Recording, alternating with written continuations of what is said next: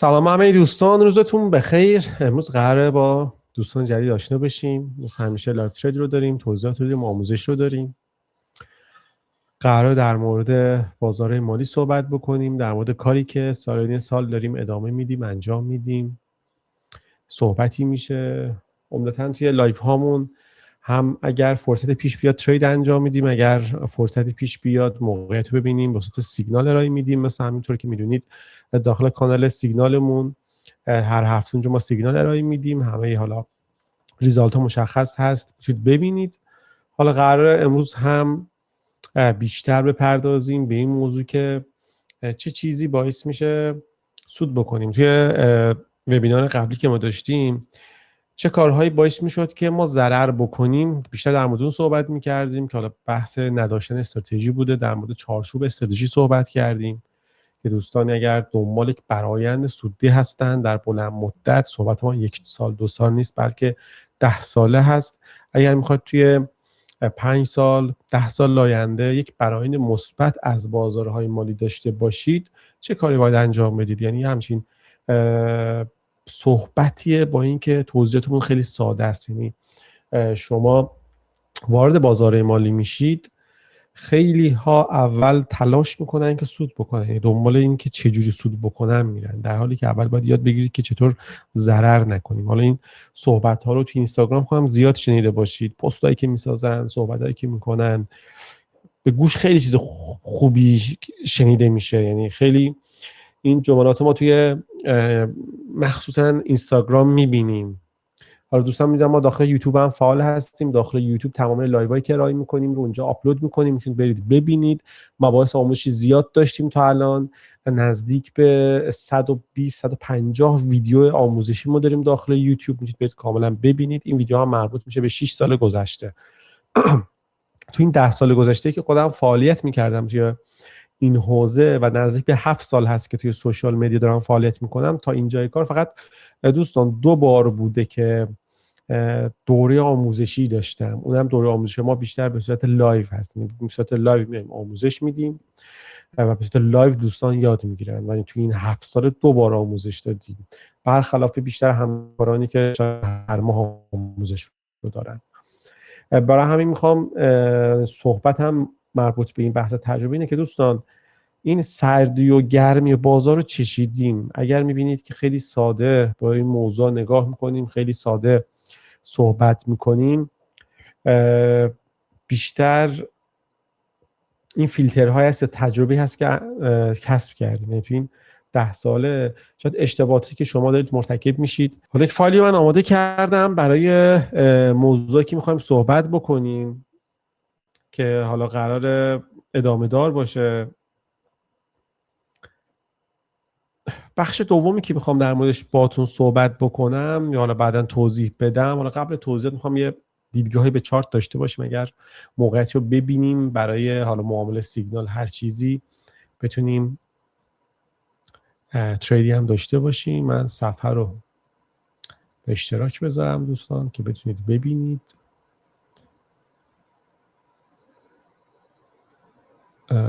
بذار ببینم فرق میکنه یا نه. فکر کنم آره یه ذره بزرگتر شد صفحه. خب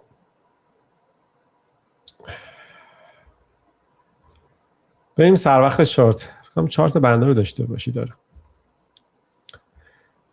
حالا دوستان تکنیکالی زیاد توضیح نمیدم استراتژی ما چیه، چون توی وبینار قبلی در مورد استراتژیمون صحبت کردیم، در مورد اینکه چه چارچوب‌هایی داریم، چه چیزایی رو رعایت می‌کنیم، چه ابزاری رو استفاده می‌کنیم روی چارت. همین چیزی که شما دارید الان می‌بینید، این خطوط و حالا مووینگ و مواردی که دارید مشاهده می‌کنید، در موردش صحبت کردیم. اگر ندیدید بعد این وبینار ببینید، برگردید داخل یوتیوب هر جا سرچ بکنید. دوستان بذار آیدی من اینجا بنویسم.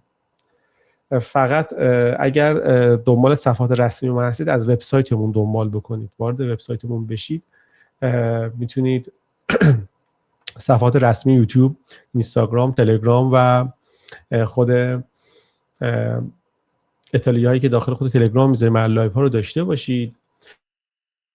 اگر ممکنه آدرس رسمی صفحات سوشال میدیامون رو داخل وبینار تگ بکنید که دوستان ببینن، بردارن، اون دوستان که تازه با ما آشنا میشن.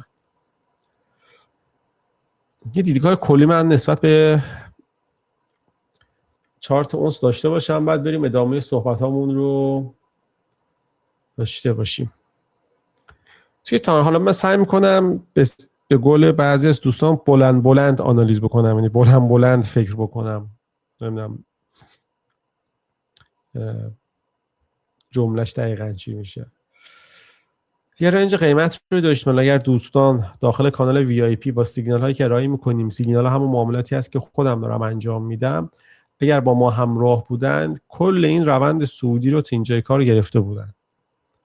این حرکت رو ما داشتیم، منتظر بودیم قیمت وارد که اصلاح بشه و الان هم در اصلاح زمانی است. دوستان دقت بکنید، قیمت نسبت به حرکتی که انجام داده با یه فیبای خیلی ساده شما میتونید تشخیص بدید قیمت اصلاح قیمتی اتفاق افتاده یا نه.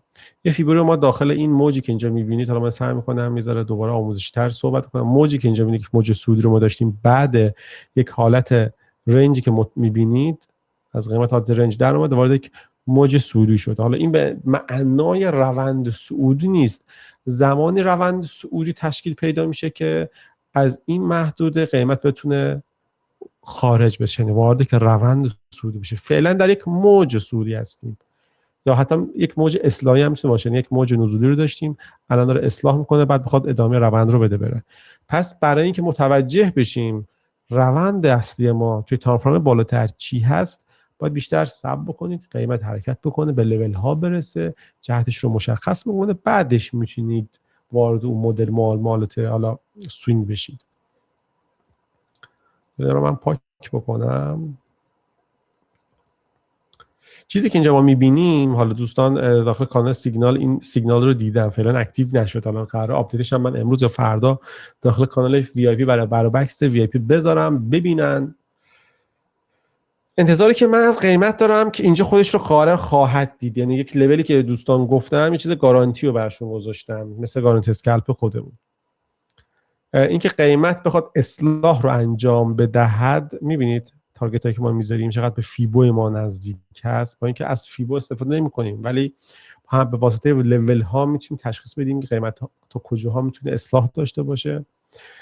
انتظاری که من از اصلاح قیمتی دارم اینه که قیمت خودش رو برسونه به این عدد، یعنی 42.24 توی محدوده بخصوص بازه 42 50 و 42 40. یکی این بازه که دارید، همین کندلی که اینجا به اصطلاح دارید میبینید، کندل نورمال بهش میگیم کندل حجم، دارید اینجا میبینید، یعنی قیمت وقت اصلاح بکنه تا اینجا بهش میاد. حالا چجوری ما وارد معامله بشیم؟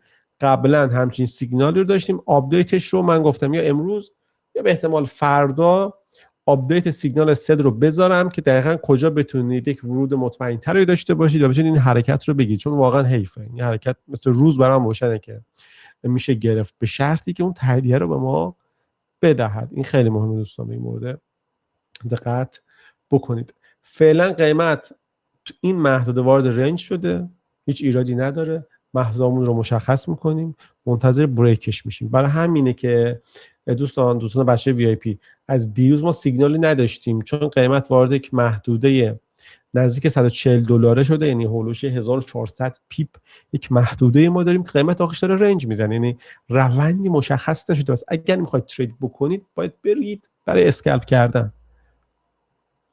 اوکی، ولی چون ما سیگنال اسکلپ نمیدیم دیگه، فعلا سیگنالی برای ارائه نداشتیم، یا به اصطلاح معامله پوزیشنی رو نمیدیدیم، ستاپ معاملات رو نمیدیدیم که بخوایم واردش بشیم. دوستان اینا خیلی دقت بکنید. خیلی از دوستانی که ضرر میکنند به خاطر همینه که فقط میخوان ترید بکنن، همیشه میخوان ترید باز داشته باشن. در مورد سایکولوژی قبلا صحبت کردیم داخل لایو ترید ها، امروز هم باز بهش اشاره میکنم. دوستانی که ترید میکنند ناخواسته و ناخودآگاه احتیاط دارند به یک پوزیشن باز. زمانی که وارد یک معامله باز میشند، اون حس از دست دادن از بین میره. برای همین همیشه معامله باز دوست دارن داشته باشن. یعنی اگر یه هفته ترید نکنن یا یک روزی معامله بازی نداشته باشن، چه تو سود باشه چه تو ضرر باشه ها، چه تو ضرر باشه استرس میگیرن، چه سود باشه هم که هیجانی میشن و دوباره باز استرس میگیرن. معامله باز نداشته باشن اصلا به اصطلاح خمارن انگار. یعنی واقعا از این جمله استفاده میکنم. خماری میکشن وقتی معامله بازی ندارن. این خیلی بده. یه تریدر حرفه‌ای، یه تریدر سود مستمر نباید این مدلی باشه و نمیتونی اینو درست نکنی و انتظار داشته باشی که این بازار بهت سود بده. نه، همیشه بازنده میشی توی این بازار، همیشه بازنده میشی. مثلا آخرین معامله که من انجام دادم، حالا سیگنالش هم داخل کانال هست، میخوام تایمش رو چک بکنم بهتون بدم. برای کی بوده؟ 8/12 برای روز پنجشنبه اگه اشتباه نکنم، هفته قبل بوده.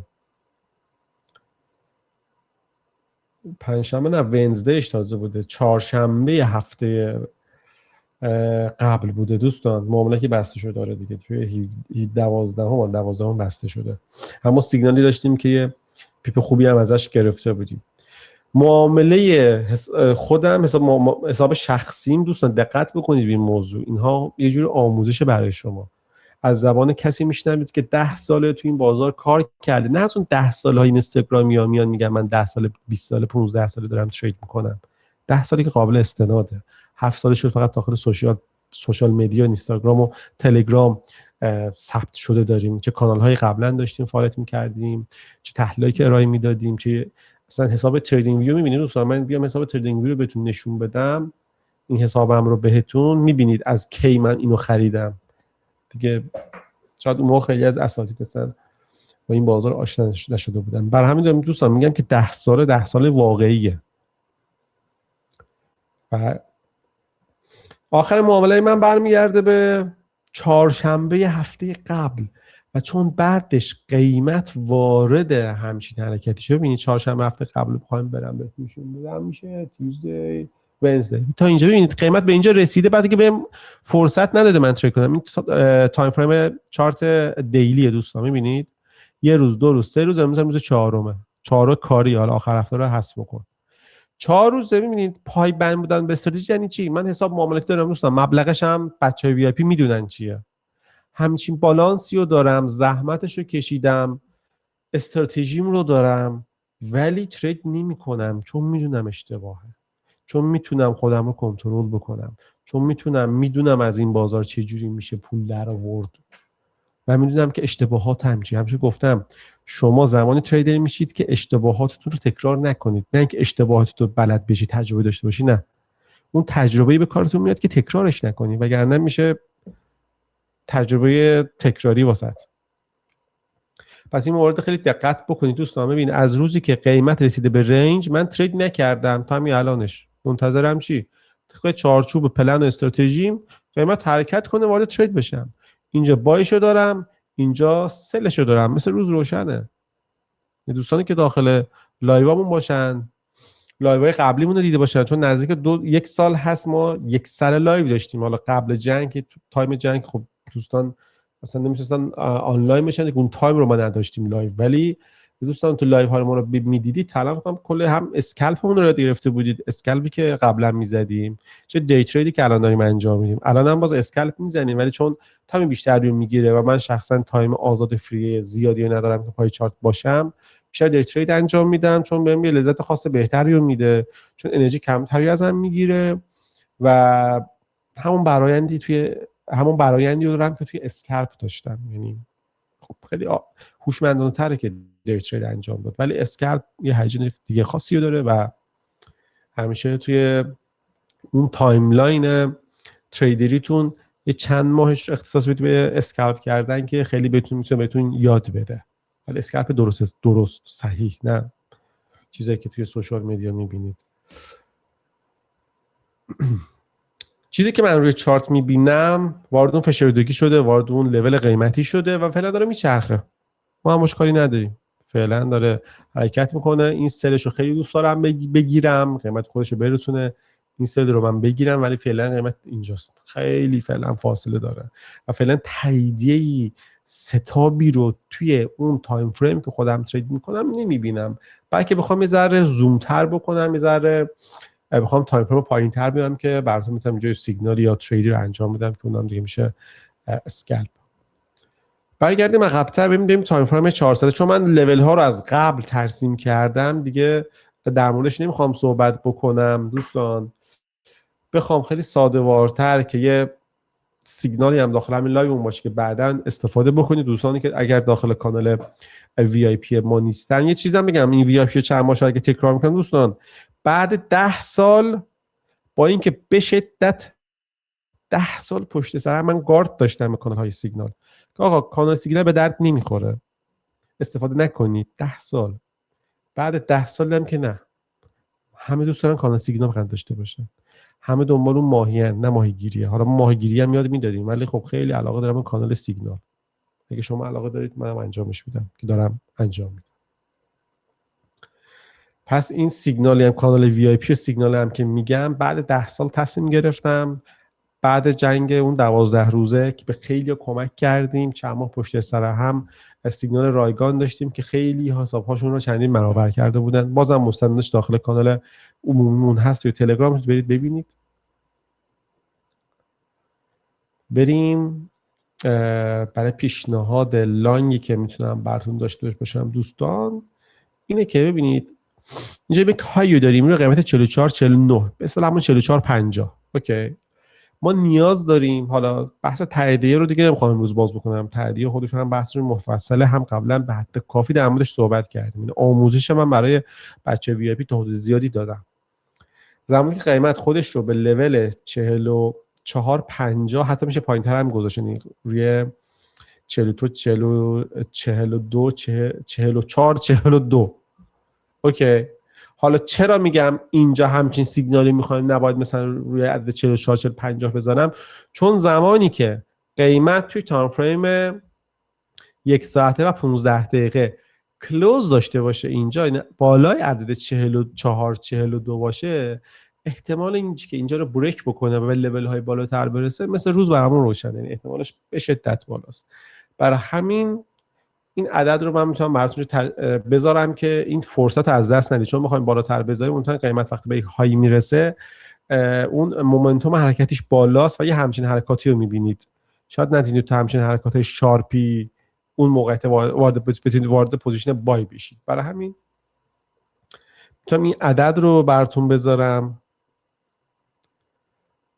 روی 42 43 4 تا 4 میذارم که عددش هم جذاب باشه، تو ذهنتون بمونه.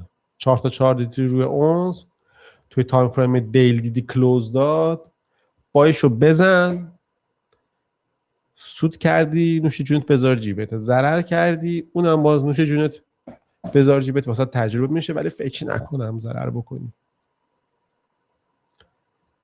حالا من سیگنالشو میفرستم داخل کانال، ولی فعلا اینجا نقطه ورودش رو مشخص میکنم. اسلش نیاز هست زمانی که قیمت داره نزدیکتر میشه من بتونم اسلش رو براتون ست بکنم. فعلا اسل اینجا میشه گذاشت، ولی خب پیپش خیلی بالاست، $62 620 پیپه. مثلا همین شخصا مثلا اسل های بالای 300 پیپ رو زیاد علاقه ندارم، بیشتر از 300 پیپ باشه 350 پیپ باشه زیاد برای دی ترید جذاب نیست. با اینکه تیپی هامون روی 1000 پیپ 500 پیپ 600 پیپ 700 پیپ 800 پیپ بیشتر تیپی هامون داخل کانال هست، ولی ترجیح میدم که اسل هامون بیشتر از 300 350 پیپ یا دیگه ماکس 400 پیپ نباشد. برای همین فعلا اینجا چیزی نمیتونم براتون استاتو مشخص کنم، فعلا باید روی اینجا قرار بگیره. تیپی که میتونم براتون یه جوری گارانتیش بکنم یکی این لول، یعنی تیپ یکمون رو میذاری اینجا روی 44 84 روی 44 80، یعنی قیمت بریک داد گارانتی 44 80 تو جیبتونه. اینو من میتونم بهتون راحت مثل گارانتی اسکر و معاملاتی که مثل گارانتی میزنیم رو براتون مهرموم شده گارانتی بکنم.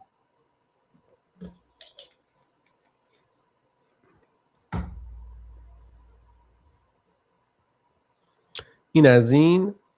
برای لول‌های بالاتر حالا اینو نباید بهتون نشون بدم، یاد میگیرید نحوه ترسیم این لول‌های گارانتی رو. این تریدایی که گارانتی ما میزنیم رو هوا نمیزنیم، لول میبینیم نسبت بهش میایم مشخص میکنیم. بخوام براتون یه لول دیگه بذارم،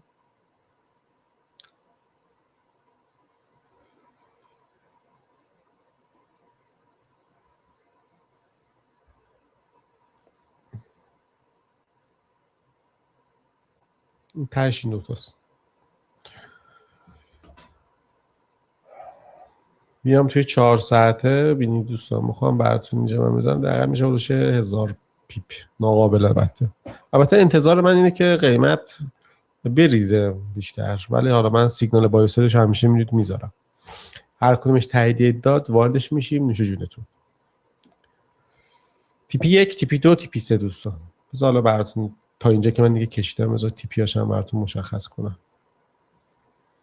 واقعا سیگنال بدم آدم همش سیگنال دی ترید خفنی که زمانی که قیمت به اینجا میرسه استفاده بکنید، ولی دیگه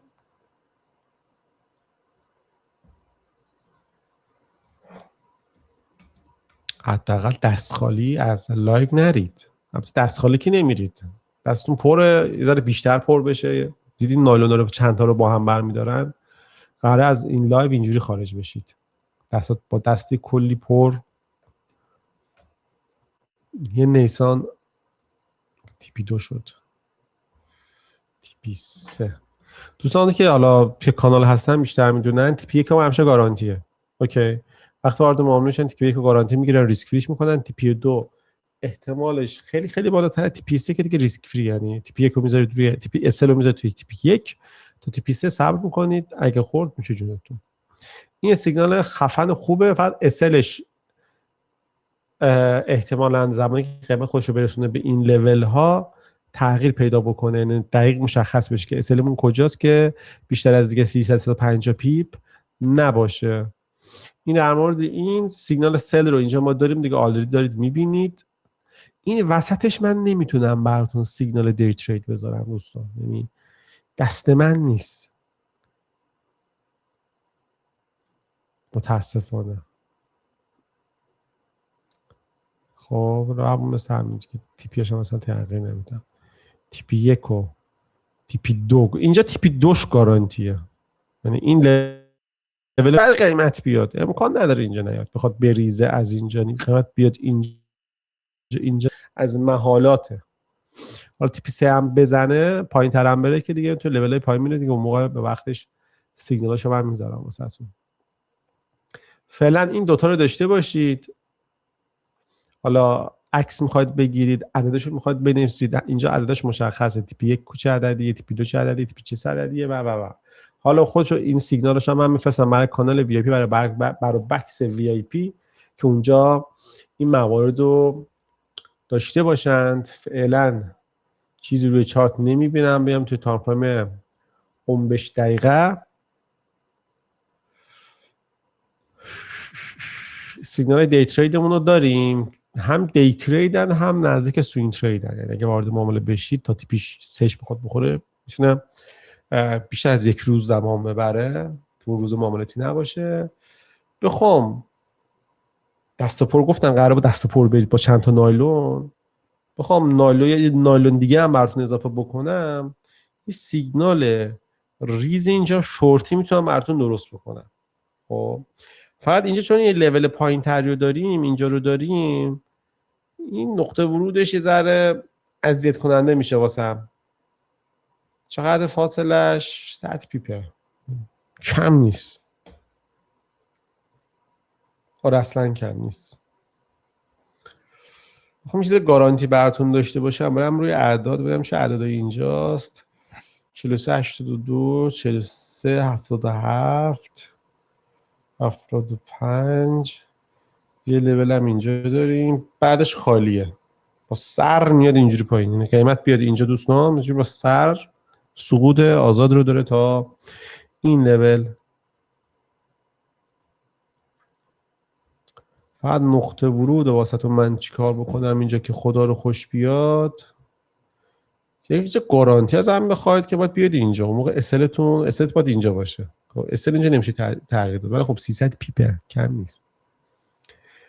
بخوام تک معامله بهتون بگم، یعنی تیپی 1 کلا تیپی تک تیپی بهتون بگم، این میشه یه 460 پیپ هم سودشه. حالا اینو نصفش رو ریسک فری میکنید تا اینجاش چه عددیه؟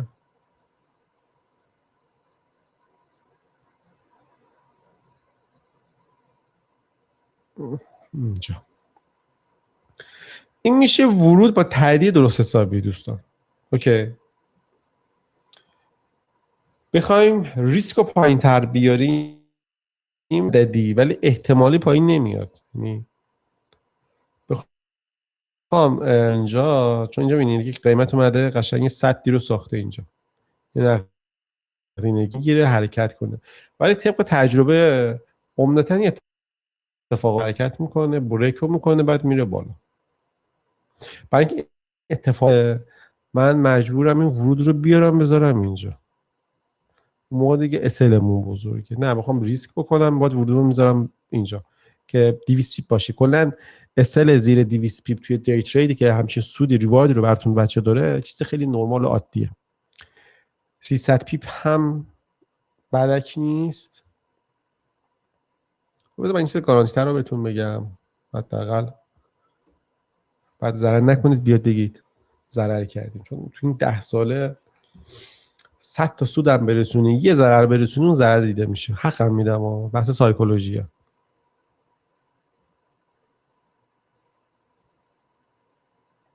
مثل این هست این عروسی ها میرن شام میخورن میوش تازه نباشه، نمیگن غذاش خوب بود، میگن میوش تازه نبود. سیگنال هم اینجوریه، ترید کردن اینجوریه، تا باید برآیند تو ببینی. متاسفانه ذهنیت نمیتونه رو قبول بکنه و خیلی از همینجا ضربه میخورن. تهش میتونم همچین چیزی بهتون بگم، میخواید میوهش تر و تازه باشه اینه، نه یه ذره میخواد میوهش متفاوت باشه، اینو میتونم من براتون بذارم دیگه. این خود دارید، من اینو وارد میشم، بالانس من یه ذره سنگینه، میتونم اینو وارد بشم. برای اینکه دو تا سیگنال خوبو دارم اینجا. دلم برای این دو تا سیگنال خوشه دوستان، اینو هم بهتون بگم، دلم برای این دو تا سیگنال خوشه. رسیدم اینجا دیگه، نمیخواد خودمون اذیت بکنیم. الان ساعت چنده؟ 30 دقیقه است. بیا این پایین کلوز به محمد تاییدی بگیریم بزنیم.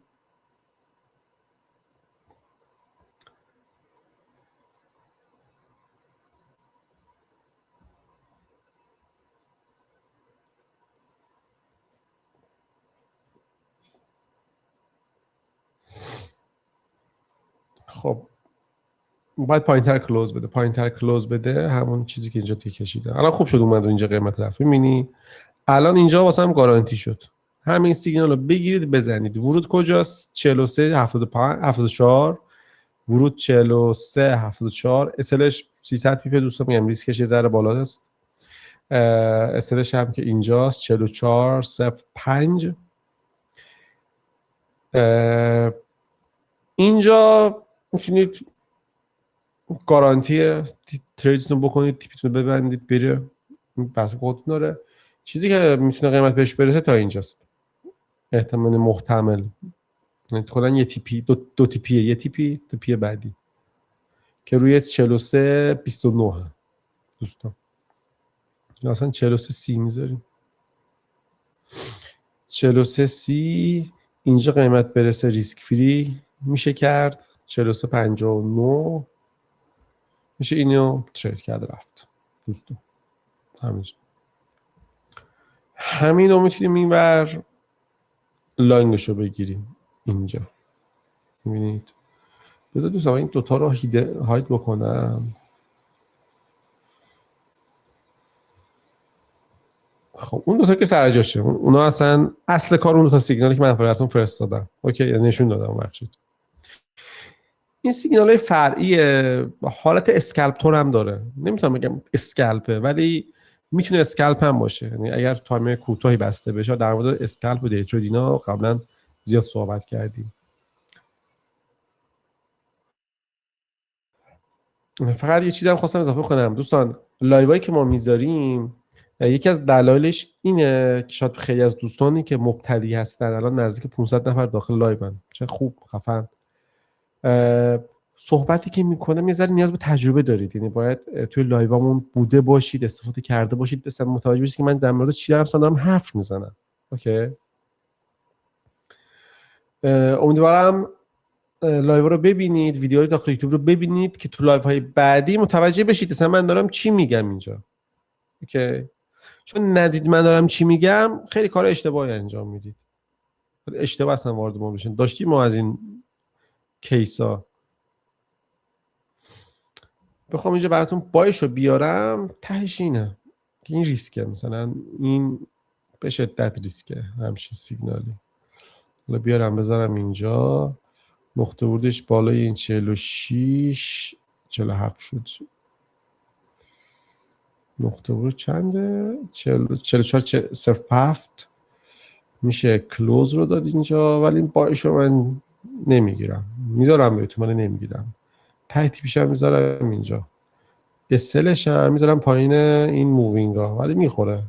این بخواد تاییدیه بده، بخواد اصلاح کنه، بعد بخواد بره، یه چیزی بگم در مورد تاییدیه گرفتن دوستان. چرا میگم تاییدیه بگیرید مهمه؟ به خاطر این قیمت باید حرکت میکنه، میاد اینجا یه شادوی میسازه، اینجا میچرخه، میاد اینجا یه شادوی میسازه، میاد اینجا میچرخه، اوکی.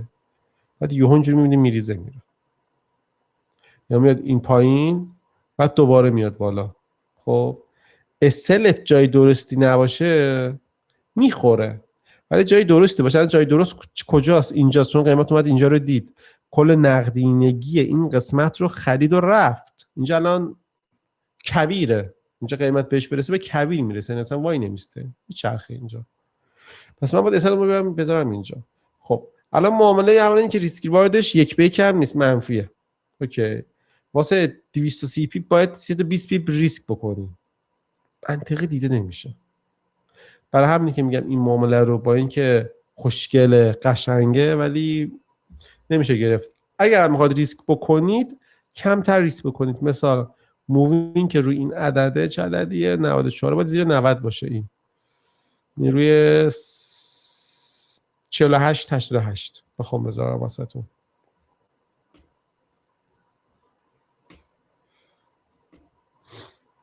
این میشه 43 88 اسلتون، با اینکه میخوره. این هم یه جاییه که بخواد قیمت اینجا بیاد اذیت بکنه به چرخ واسط میخوره.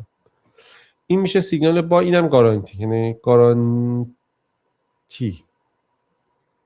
تا امروز اینجا رسیده قیمت، بخواد بیاد اینجا میچرخه.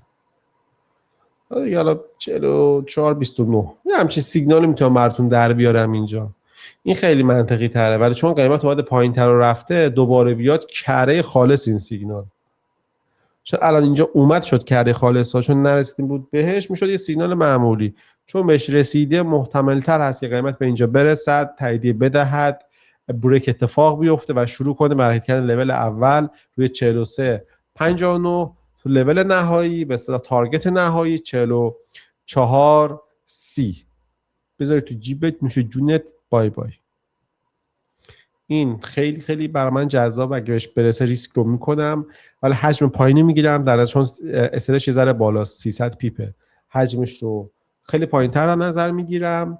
این معامله احتمال استاپ لاس خوردنش زیاد هست، ولی طبق استراتژی پلنمون هست. این قیمت اینجا چون رنج شده، قشنگ برای ما یه محدوده ساخته. قشنگ اینجا مثلا من سیگنال میبینم، باشه همچین سیگنالی رو اینجا ما داریم. اینم باید با حجم پایین بگیر، ولی چون حالا پیپش روی 180 پیپه،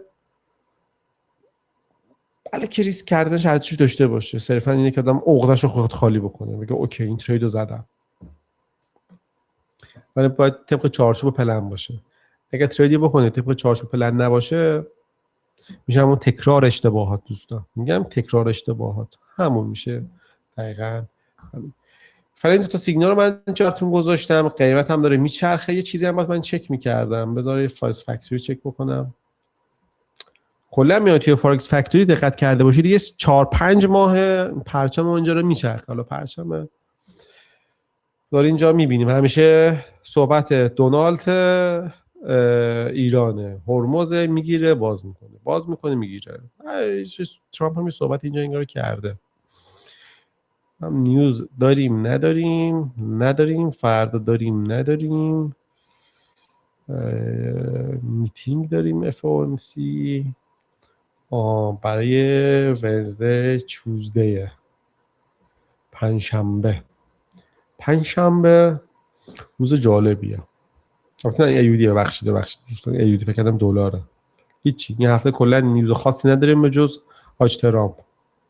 استاد با صحبتاش یه ذره بازار تکون میده. مثل همین الان. خب همین رو من داشتم. سیگنال اسکلپ با این مومنتومی که قیمت داره یه جوری اسکلپ هم میتونیم حساب بکنیم دو تا سیگنال رو. این دو تا خوشگله که عشق منه. اینا دیگه سیگنال های اصلی مونن که با بالانس اصلیمون با حجم اصلیمون وارد ترید میشیم.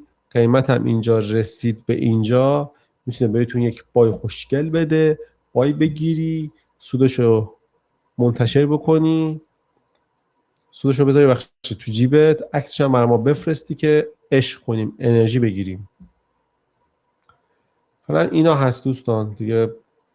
قرار بود توی وبینار آموزشی و بالا اینا صحبت بکنیم، شد کانال وی آی پی دوستان. از اینجوری نمیشه،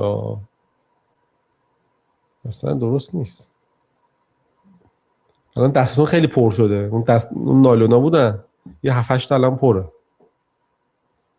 شاید از در نمیتونید برگردید، از وبینار که میخواد برگردید خونتون از در رد نشید. بریم در مورد ذره خودمون صحبت بکنیم. دوست کامنت هایی که میذارید.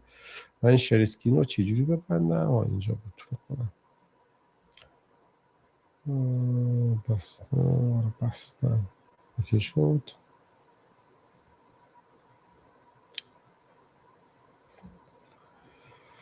فقط من خودم رو کوچیک میبینم این پایین، صفحه رو دارم کوچیک میبینم. شما هم اینطور هست براتون یا نه؟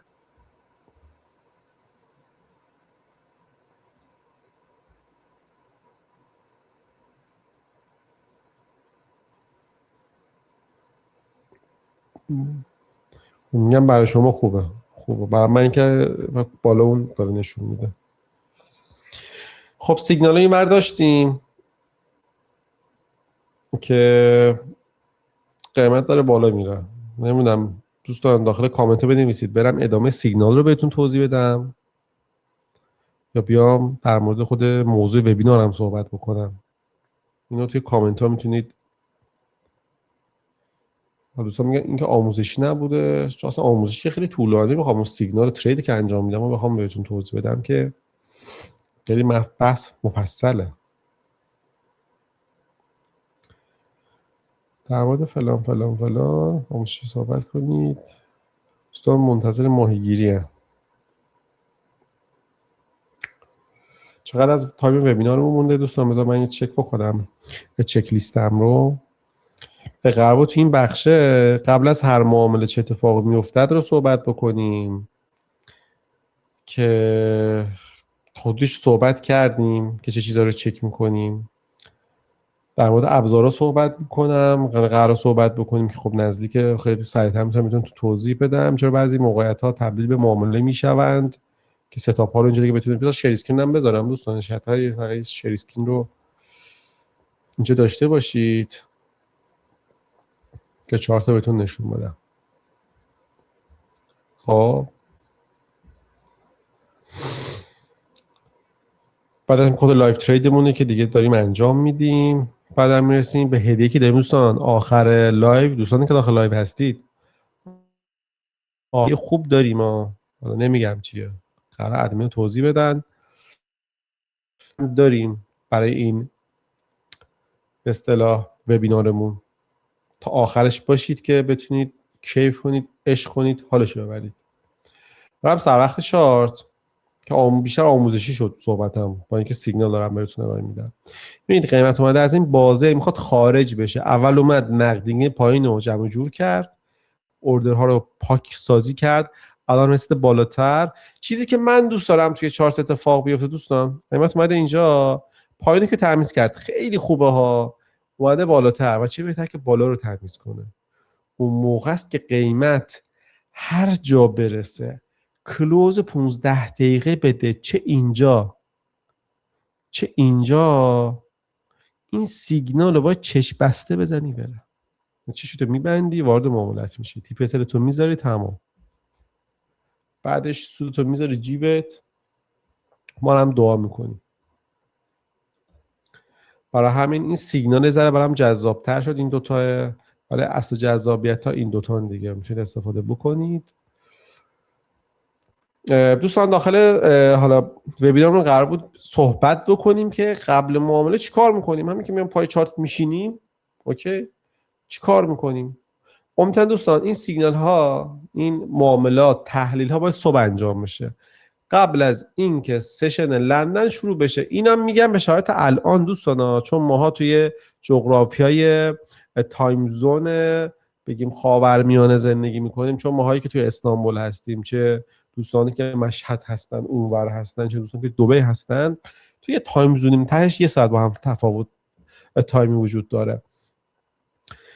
بهترین تایم برای آنالیز و ستاپ پیدا کردن یا موقعیت پیدا کردن صبح بیدار میشی 8 صبح. حالا تو ایران با 1 ساعت اختلاف هست، من به تایم استانبول دارم بهتون میگم، 7 صبح میشه. ساعت 9 صبح میشه 8 صبح ایران. میای پای چارت 10 نیم ساعت اگه حرفه‌ای باشید، 10 نیم ساعت، یه ربع، اگه نه حالا مبتدی هستید 1 ساعت. با اون دیتیلی که یاد گرفتید، استراتژی، چارچوبی که دارید دوستان، اینا رو من فاکتور رو گرفتم تو صحبتام. میاد چارت آنالیز میکنید، موقعیتاتو کجا وارد میشم، کجا وارد نمیشم، آلارم بذاری. الان من آلارمم بذارم، مثلا آلارم همیشه من میام اینجا آلارم میذارم تو تریدینگ ویو، اینجا میام مثلا آلارم میذارم، خب که قیمت اگر رسید ستابی رو میخواد تشکیل پیدا بکنه، من باش ترید بکنم. اوکی، پس یه آنالیز کلی رو من دارم که اصلا توی بازار چه اتفاقی داره میفته. در کنارش گزارش های اقتصادی و اخبار رو چک میکنم. مثلا همین کم پیش دیدید بچه اومده گفتم خب یا هست، اینو صبح باید انجام میده که امروز آقا چه خبره، سی پی آی هست، پی پی آی هست، که اونم نسبت بهش استراتژیایی وجود داره. اینی که میاد چک میکنی داشته باشی، این بهت کمک میکنه که کی قرار قیمت حرکت بکنه. پس این هم در نظر بگیرید. بعد چارت میگم گزارشات که داریم نداریم نسبت بهش تصمیم گرفتی، بعدش گذاری میکنی. نباید زیاد پشت چارت بشینی دوستان. حالا بازم میگم اونی که تریدرن، حرفه‌ای شدن، استراتژی دارن، چارچوب دارن، اوکی، اینه که نباید که پشت چارت بشینی، چون پشت چارت بشینی ناخودآگاه ستاپ میبینه، توهم میزنی به اصطلاح. هر چقدر پشت چارت، مثل اینه که رفتی کویر تشنته، هی سراب میبینی، یعنی موقعیت اشتباه میشی. برای همین دیگه نیاز نیست پشت چارت باشی. ستاپ مشخص کردی، علامت گذاشتی، هر موقع قیمت بهش رسید میای پشت چارت. که چون دوستانی که دستیار ترید دارن، در دستیار ترید هم قبلا صحبت کرده بودیم، حالا نیاز باشه در دستیار ترید داری دیگه، مشخصه لات سایز چنده نسبت به اون دستیار ترید، مشخصه اسل چند درصد میخواد ریسک بکنی و اوکی. یا از AI استفاده میکنی. همیشه به دوستان AI هایی که رایگان هست بگی من تو این قیمت میخوام ترید بکنم، بالانس هم اینقدر میخوام ریسک بکنم، اسل هم اینقدر، تیپین اینقدر، بهت میگه که چند لاتی وارد بشی. ساده است، خیلی خیلی ساده است. الان به لطف AI خیلی کارا لحظه انجام بدید. حالا برو کلکولیتر فارکس پیدا بکن درست بشه، دیگه از این تایمش گذشته. میشه به راحت از AI استفاده بکنید، کمک بگیرید، اینو بگیرید براش بفرستید. این سیگنالی که ما میگیریم دوستان دیدن دیگه، من از عکسو میگیرم میفرستم به AI، برام متنشو در میاره، میذارم تو کانال، تمام شد و رفت. اوکی. و برگشته یکم بیشتر درمونش صحبت کردیم. جذاب میشه. من عاشق این حرکاتام که قیمت بیاد راه کنه، میگه فقط منو بگیر. میگن اصلا داره میگه منو بگیر، من برم پایین، وارد پوزیشن شو، بیا منو بگیر، با هم بریم بالا پایین، با هم سود بکنیم. اینو میگه بهتون. حالا اینو می‌خواستم دوستان، همه چی دیگه توی اینستاگرام و یوتیوب و گوگل و همه چی AI وجود، خیلی راحته، خیلی خیلی خیلی راحته نسبت به 10 سال گذشته، چیزی که ما یاد گرفتیم. همین استفاده بکنید و همین است. اگر حرفه‌ای شدید روزی همین رو برم سنتیمنت چک بکنم، برم اینو چک کنم، اونو چک بکنم، اون چارت چک بکنم، این چی میشه، اون چی میشه، ازت انرژی. اینا باعث میشن که اشتباهاتت بیشتر بشه، اینا باعث میشه که تردید بکنی. دو سه تا فاکتور دارم واسه ورود دیگه، دو سه تا فیلتر دارم که من وارد نشوم. اگه بیشتر از دو سه تا باشه دیگه بر من تردید به وجود میاره. میدونم الان من وارد ترید بشم نشم. آیا مثال داو جونز پایین تاثیر داره رو آیا شاخص دلار میره بالا میره پایین؟ آقا سنتیمنت با ترامپ چی میگه؟ منم ترامپ رو چک بکنم، برم اشتراک ترامپ رو بگیرم، برم صدا سیما رو میخوان چی بگن، چیکار بکنم؟ اینها باعث میشه که تردید بکنی، چیزی که درست را میبینی رو دیگه واردش نشی. برای همینه زیاد بفهمی به ضررته. خیلی چیزا رو قرار نیست چک بکنی. آره یه تایمی میری تحقیقش در بری چیه، ولی دیگه نیاز نیست هر چیزی رو استفاده بکنی. مثل یه تک‌تیر انداز که میخواد نشانه چه کار بکنه دوستان، دو تا چیز رو آنالیز میکنه، جهت با مسافت رو آنالیز میکنه و اون اسلحه آنالیز میکنه که این چقدر بردشه. تمام شد، سه تا چیز آنالیز میکنه. با اینکه طرف میدونه ها این گوله رو من میزدم، مثلا میخواد یه آهویی و یه گوز چه کار بکنه، خب باید کجاش بزنه؟ دمشو بزنه، گوششو بزنه، قلبشو بزنه، پاشو بزنه. اوکی. چجوری بزنه؟ کی بزنه؟ اینها دیگه چیز بیسیکه دیگه، نمیاد همین رو چک میکنه. به موقع میشینه منتظره، سه تا عامل رو چک میکنه، شلیک میکنه، تموم شده رفت. همین شکارش انجام میده. ترید هم اینه، تجربه به دست میاری، یاد میگیری که تجربه هات رو تکرار نکنی، بعدش دو سه تا عامل رو داری واسه ترید کردن. همین تمام شده رفت. این کل صحبت وبینار امروزمونه دوستان. خیلی خلاصه و جمع جور بهتون قشنگ اینجا من توضیح دادم که دیگه زیادم تایمتون گرفته نشه. لایومون فکر کنم دیگه 50 دقیقه است لایو رو ما داریم. ماحصل صحبتمون هم که شد 4 تا سیگنال خوب، مخصوصا این بعدش این که حالا میدونم تو این 10 دقیقه یه فرصتی رو بدهد ترید میزنیم، اگرم ندهد که هیچ. من توی بایش بیشتر اینو میپسندم، بای این رو میپسندم، این رو نه. چرا؟ چون اسلش به راحت خورده میشه، یعنی بخوام ایندم ترید بکنم حجم خیلی پایینتر میگیرم. اینو ترید بکنم اوکی تره واسم، اینو من پایم زیاد پایه، اینم تریدم. این پایینه که خیلی پایین ترم، این ترید خیلی خیلی خوبه. دوست منتظر این ترید این پایینیه. همین شد. دوستان دقت کردید اصلا دیدگاه من نسبت به چارت چیه؟ از قبل ستاپ چیدم، منتظرم، میدونم وقتی وارد معامله میشم پلن بعدیم چیه. خیلی ها اینها رو نمیدونن، دلیل واسه ورود ندارن، همونطوری به قول ما ترکا معده جوجونه وارد میشن. همونطوری بزنیم ببینیم چی میشه دیگه. حالا بای بگیریم، سل بگیریم، قیمت اومده بالاتر میره بالا، بای بگیریم. پلنت چیه؟ اصلا نقطه خروجت چیه؟ پلن خروجت چیه؟ ورودت چیه؟ اصلا قیمت به اینجا رسید پلنت چیه؟ ما هم برای تک به تک حرکت قیمت پلن داریم، از قبل مشخص شده.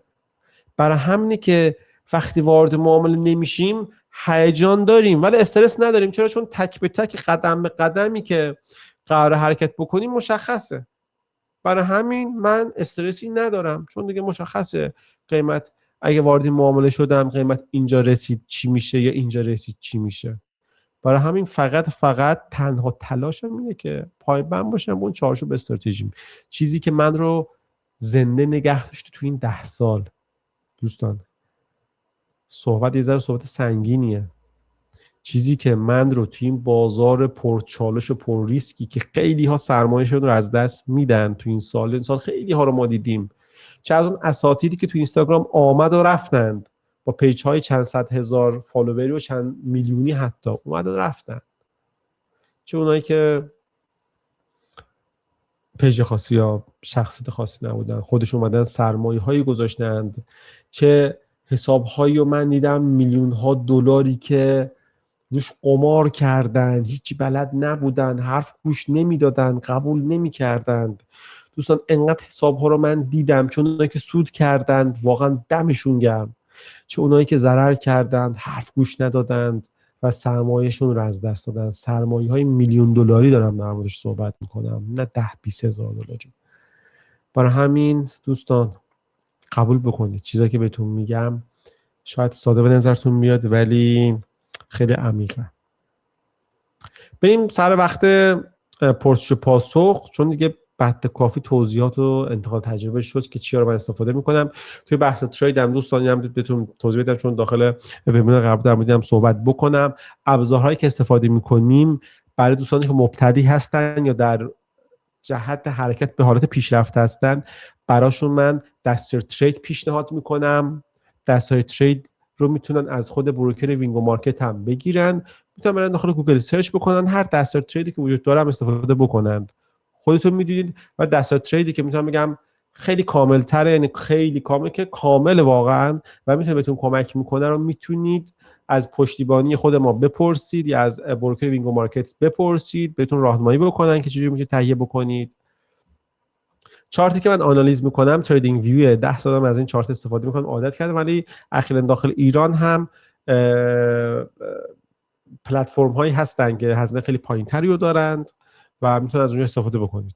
دیگه تصمیم خودتونه، نیاز نیست که بخواید هزینه بکنید. این تریدینگ ویو هزینه داره، هزینه‌ش هم کم نیست، ولی خب من دیگه خیلی وقت استفاده میکنم. چیزی که نیوزها رو چک میکنیم فارکس فکتوری هست، پایین‌ترم بیاید براتون سشن ها رو مشخص میکنه. میتونید داخل تریدینگ هم سشن ها رو مشخص بکنید.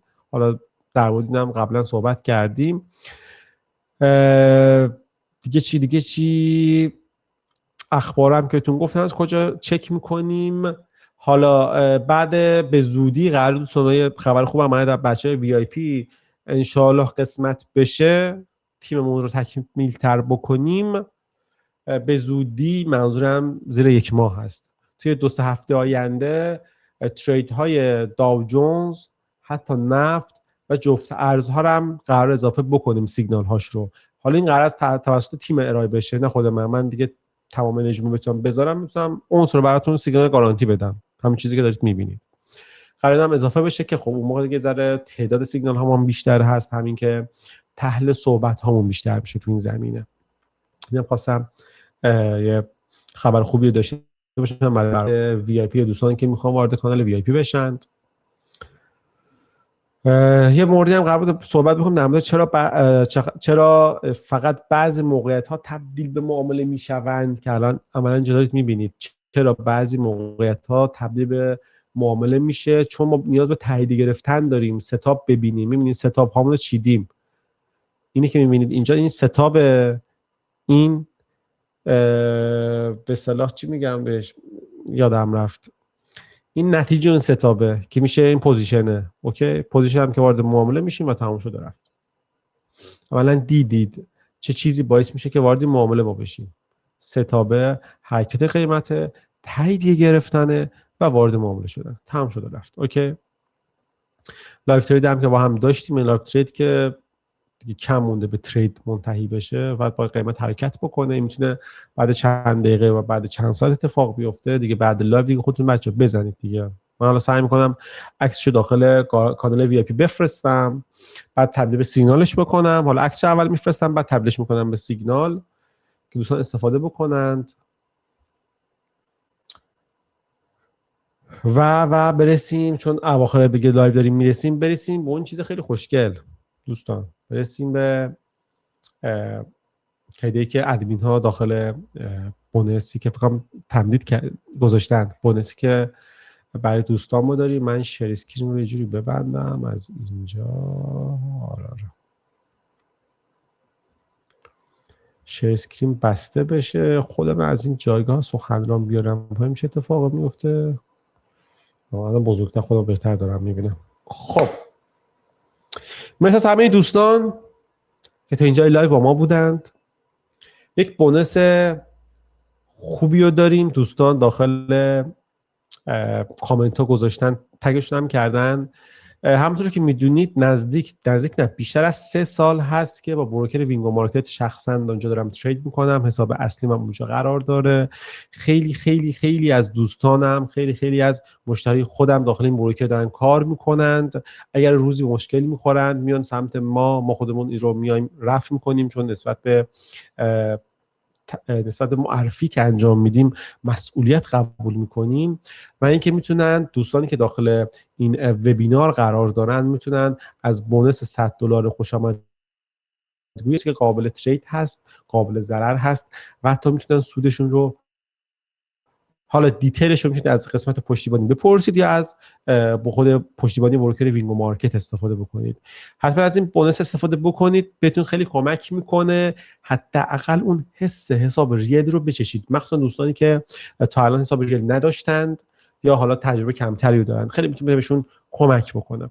پس این مورد در نظر بگیرید که میتونه بهتون خیلی خیلی کمک بکنه. حالا چند دقیقه ای رو اگه سوالی دارید دوستان، حالا پیج رسمیمونم، پیج ها و کانال رسمیمونم داخل کامنت ها دوستان تگ کردن و میتونید ببینید.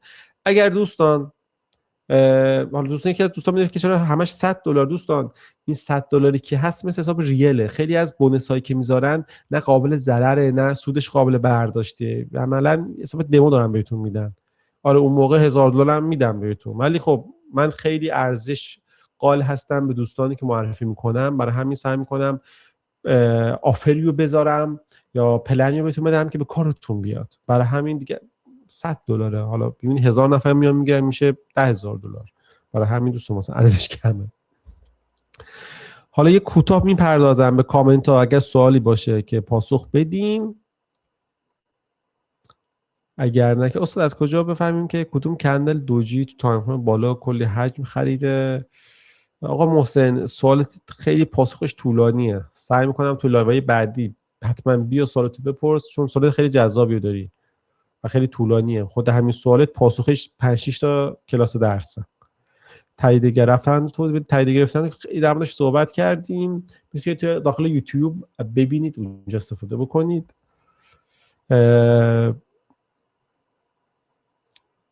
برای حسابای زیر $1000 روی سینه های وقتی اسل میذارید بیشتر از 3% میشه. راه حل چرا زیر $1000 منظورتون اگه $100-200 هست که آره خب سخته. فقط میتونم بگم که بالانس رو بالاتر ببرید، چون مبالغ $100-200-300 واقعا بیشتر حساب واسه یاد گرفتنه که بخواید نه میخواید ترید بکنید باید $1000 داشته باشید. واقعا دارم این مورد رو میگم. خیلی‌ها الکی میگن بیا با $100 وارد بازار مالی شو $1,000,000 سود بکن، دروغه. فقط حساب‌های زیر $500 دوستان این مورد بگم، حساب‌های زیر $500 فقط و فقط مناسب کسب تجربه است. اینو دارم جدی میگم. عددش میدونم داخل ایران زیاد هست، شاید حقوق 2-3 ماه باشه، ولی توی عددش توی بازارهای بین‌المللی اصلا عددی نیست. متاسفانه واقعا ناراحت میشم این مورد رو میگم. بعد در مورد سیگنال گفتم، باز دم خودتون هم گرم دوستان. تایید گرفتن که خب دوستان گفتم خیلی طولانی در موردش زیاد صحبت کردیم. در مورد چیز سوال متفاوتی وجود داره یا نه، سوالات بیشتر تکراری است یا تایید گرفتن یا بالانس؟ تایید شده همه در مورد تاییدی سوال میپرسن. دوستان در مورد تاییدیه وارد یوتیوب بشید، اونجا خیلی خیلی در موردش صحبت کردم، چون طولانیه. تایید گرفتن اصلا 5-6 تا کلاسه، اینجوری بهتون بگم 5-6 ساعته فقط صحبت کردن.